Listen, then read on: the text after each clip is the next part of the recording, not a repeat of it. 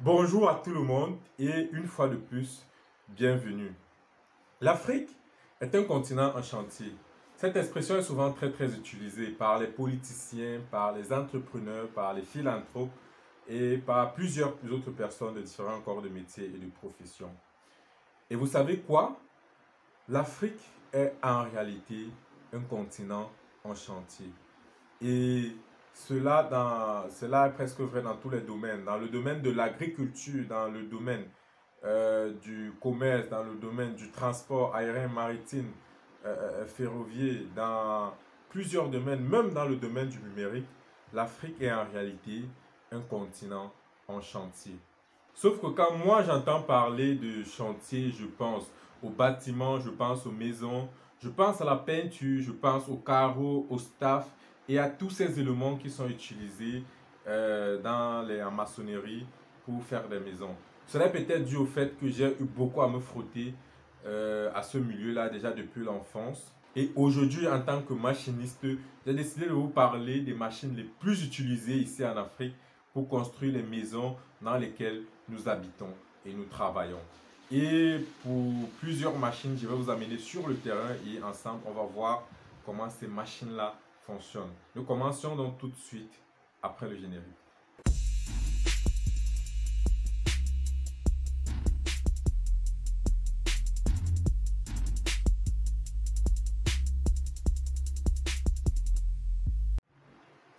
Ici en Afrique, dans plusieurs pays, la démographie est fortement croissante.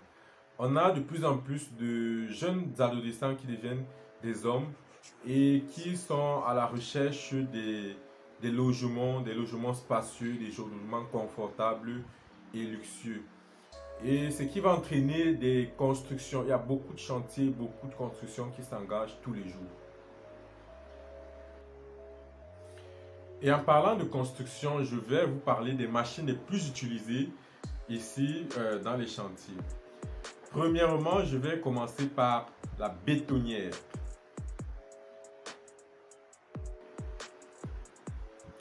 La bétonnière, c'est la machine la plus vulgaire. Plusieurs d'entre vous devriez l'auraient déjà aperçu dans un chantier ou peut-être au bord de la route. C'est une machine qui est très connue et elle permet de faire du béton armé. À l'intérieur, on va mettre du sable, on va mettre du ciment, on va mettre souvent certains autres adjuvants. Puis on va lancer le bouton démarrage, ça va mélanger tous ces éléments-là, ça va mélanger en tournant avec un mouvement de rotation. Puis à la fin, on va appuyer un autre bouton qui va vidanger, faire sortir le béton. La plupart des bétonnières utilisées ici en Afrique fonctionnent avec des moteurs diesel. Et c'est plus pratique parce que sur le terrain, on n'a pas toujours d'électricité pour faire tourner les appareils électriques. Le béton, quant à lui, va servir dans les chantiers à faire des poteaux, à faire des linteaux ou encore pour couler la dalle.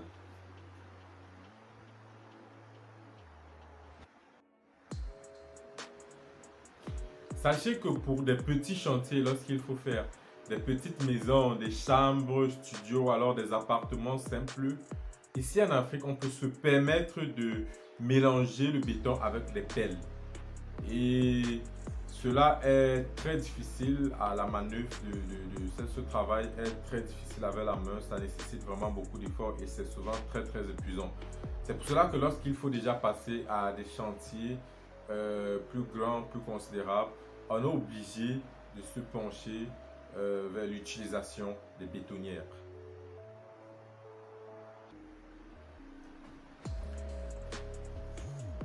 Après la bétonnière, la deuxième machine qui est aussi énormément utilisée ici en Afrique, dans le domaine du BTP, c'est le mélangeur. Alors le mélangeur, c'est une machine qui va nous permettre de faire le mortier. À l'intérieur, on va mettre le sable, on va mettre le ciment et d'autres liants et aussi un peu d'eau. Et puis, on va lancer le démarrage, ce qui va mélanger tous ces éléments-là. Alors, je vous passe une vidéo pratique du mélangeur.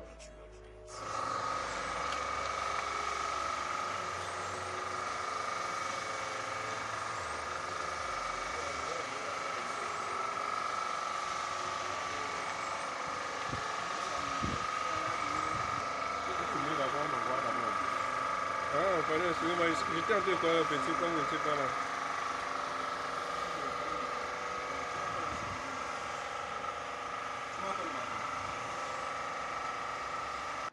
Alors après le mélangeur, le mortier va passer dans une autre machine qui serait cette fois-ci la pondeuse de parpaing. Alors c'est une machine vibrante. À l'intérieur, on va mettre le mortier et lorsqu'on va arçonner, la machine va vibrer et damer le mortier dans les moules de parpaing. Et puis, elle va compresser cela pour qu'on puisse obtenir les parpaings. Je vous passe la vidéo d'une pondeuse de parpaing. Vas-y, je m'en charge.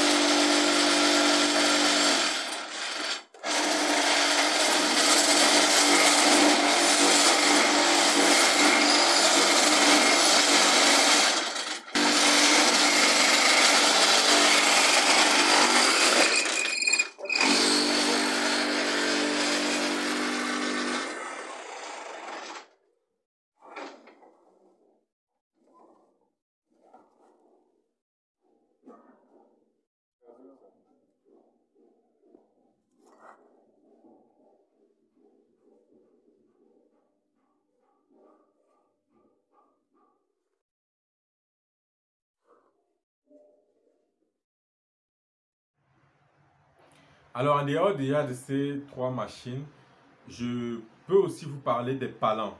Les palans, ce sont des élévateurs, des machines qui vont permettre à élever. C'est une machine qui va permettre à élever les matériaux. C'est souvent dans les chantiers où on a des immeubles. Alors le palan va permettre à élever les matériaux du bas vers le haut. Je n'ai pas une vidéo du palan, mais je vais vous passer cette vidéo des ouvriers qui sont en train d'envoyer le mortier en haut pour continuer le chantier.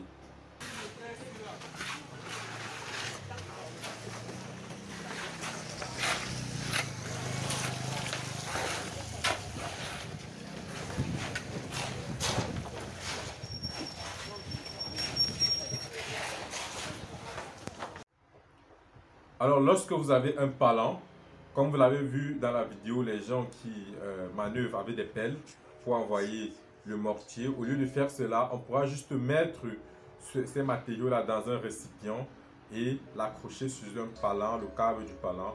Et le moteur du palan va tourner et faire monter la matière qu'on veut envoyer en hauteur.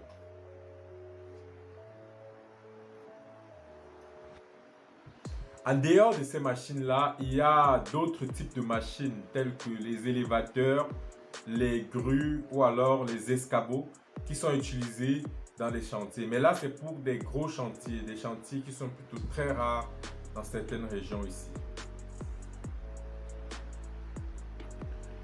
Mais pour certains grands travaux ici, on va utiliser des techniques locales qui vont faire avancer les choses. Je vous passe par exemple la vidéo de cet escabeau qui a été fabriqué en bois dans un chantier pour faire avancer le chantier, l'immeuble, pour pouvoir travailler.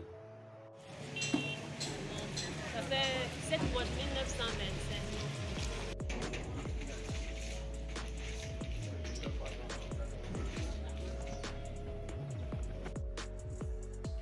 Alors sachez que vous n'êtes pas obligé d'acheter toutes ces machines si vous voulez construire votre maison. Ici en Afrique, il y a ce qu'on appelle les briqueteries, le business de briqueterie. En fait, les briqueteries vont acheter, ils vont s'approprier, ils vont nous passer les commandes, nous les machinistes. On va fabriquer ces machines et leur donner.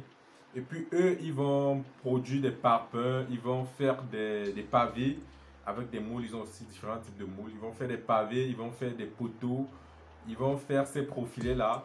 Et ceux qui veulent construire les maisons vont donc acheter déjà ces matériaux préfabriqués dans ces briqueteries-là. Certaines entreprises qui font dans le BTP ont leur propre briqueterie.